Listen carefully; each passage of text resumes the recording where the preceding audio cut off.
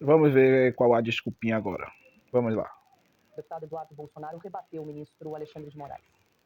Não recebi com surpresa nenhuma. Eu vejo aí, mais uma vez, uma oportunidade para você expor uma ilegalidade feita pelo Moraes e pela primeira turma do Supremo Tribunal Federal, né? E para reforçar o quanto justo que foi a aplicação da Lei Magnitsky contra esse violador de direitos humanos, né? Vale lembrar que não só ele, aquele que me acusa... Ele gastou toda a força, né, da Lei Magnitsky para defender o próprio pai e agora tudo indica que não vai ter força para defender ele próprio. Mas segue o baile. Está diretamente envolvido nos fatos no qual agora Vou aumentar um pouquinho o volume aqui. Falando especificamente do Procurador-Geral da República, Paulo Gonet, porque ele também foi sancionado com a perda do visto norte-americano e agora eles, né, Gonet junto com Moraes, não se declaram impedidos e colocam adiante uma acusação fajuta contra mim. Por que ele é fajuta? O problema é que ele pressionou tanto, né? Não tinha nada contra ele para ele ter saído do Brasil, né? E ele pressionou tanto, mas os caras não recuou, né? Alexandre de Moraes não recuou, né? Ninguém recuou. E agora, né? Ele tá com essa desculpinha aí, porque não surtiu efeito, infelizmente não surtiu efeito o projeto, né, dele tentar tirar o pai dele da cadeia. Mas vamos lá. Porque o crime de coação ele tem dois requisitos. Um é uma ferramenta à minha disposição. Como o próprio Moraes falou aqui, a Lei Magnitsky, né, é o que justifica, é o meio de pressão que ele está falando que eu usei no crime de coação. A Lei Magnitsky não é assinada por Eduardo Bolsonaro, é assinada por Donald Trump e também...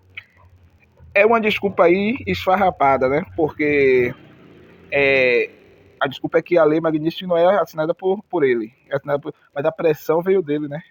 É ele que, né, fez aquela... Porque ele pensa que o povo esquece, né, mas ninguém vai esquecer. Tá gravado, né? Então ele fez a pressão, né? Sortiu o efeito que ele queria, mas só que ninguém recuou. Então, como ninguém recuou, ele agora se encontra.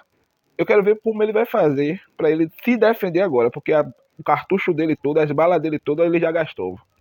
Mas aí quer dar uma de inocente, né? Não foi eu, foi Donald Trump. Mentira, a pressão foi dele e do descarado lá do Paulo Figueiredo. Pelos seus secretários, né, Scott Bessent do Tesouro e Marco Rubio do State Department. E o segundo requisito é que seja um meio ilícito. Até mesmo porque quando deu certo, eles comemoraram, né? Fizeram festas, soltaram fogos, champanhe, Magnitsky em Alexandre de Moraes, né? Todo mundo lembra disso. Ninguém vai esquecer. Ora, primeiro, esse é um meio jurídico que está fora do Brasil. Então, Moraes abusa mais uma vez do seu poder, né, fazendo uso da extraterritorialidade que não é prevista na nossa Constituição. Eduardo Bolsonaro disse que ainda não é o momento para tomar qualquer tipo de decisão sobre as eleições do ano que vem. Haverá um candidato. E a certeza também é de que eu não estarei apoiando o Lula numa eleição. Aí a certeza também que ele não vai estar apoiando o Lula na eleição. Claro, isso é óbvio.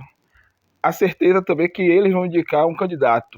É óbvio, né? A extrema-direita e a direita vai indicar um candidato.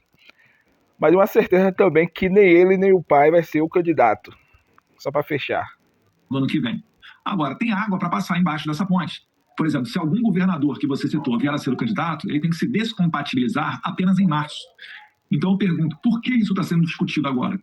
Eu vejo muita pressão para que o Bolsonaro tome uma decisão antecipada, desnecessária. Por quê? Porque está acabando uma ferramenta de ameaça contra o Bolsonaro, que é enviá-lo para um presídio comum. Não está acabando uma ferramenta de ameaça a Bolsonaro. Está acabando uma ferramenta de defesa para as merdas que ele já fez. Não tem mais defesa. Né? Acabou. Não tem mais argumento. Agora está se apegando aí à segurança, né? A questão aí que aconteceu no Rio de Janeiro. Está tentando se apegar a isso. Mas fora isso, acabou. Não tem mais nada. Não tem a economia. Né? O Brasil vem crescendo. Não tem a pressão de fora mais, né? Não tem mais a pressão de Trump, então não tem mais como se apagar. Aí ele tá falando uma situação que é para ele mesmo, mas segue o baile, vai. Porque se ele for para um presídio comum, vão ameaçá-lo de quê depois? De morte? Entende? Então estão tentando botar uma pressão gigantesca no Jair Bolsonaro para ele apoiar um nome, e repare que eu não estou falando aqui nenhum nome, né? Mas há uma pressão para que ele apoie alguém, porque uma vez que o Bolsonaro apoia alguém, ele vai servir café frio. né? Ele perde interesse político, ele perde valor de mercado dentro do Mas isso já está acontecendo. Só ele que não está entendendo. Vai. cenário político. É claro que ele não vai falecer politicamente, porque o que ele fez, né, vai ainda Já faleceu. Já está morto politicamente, mas vai. persistir pelas próximas décadas, pelo menos. Né? Daqui a 50 anos vão estar falando do que o Bolsonaro fez e estudando os 4 anos de presidência dele. Deus quiser, né, ainda outros 4 que virão.